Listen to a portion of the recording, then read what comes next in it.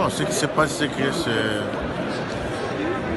les élections du bureau définitif de l'Assemblée nationale, vous savez, dans la matière de la session extraordinaire, il est prévu l'organisation des élections du bureau définitif. C'est la dernière matière qui clôture, n'est-ce pas, la session extraordinaire.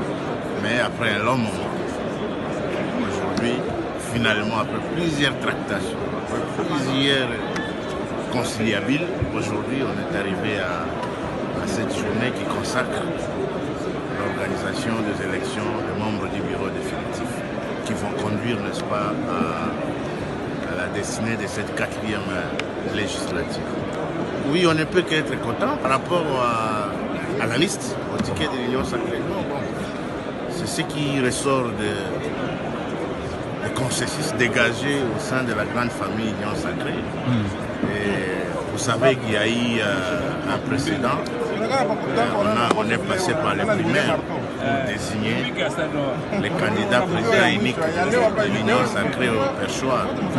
Et le candidat qui a gagné, c'est celui qui est désigné. Nous n'allons que les choisir pour occuper ces postes. La réunion autour du chef de l'État, c'était pour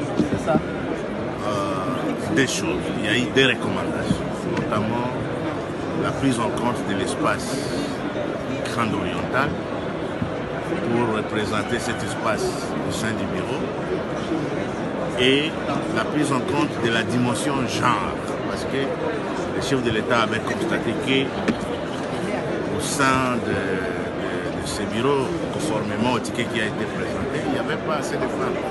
Et il avait formulé des recommandations. Et je pense que ces recommandations ont été prises en compte.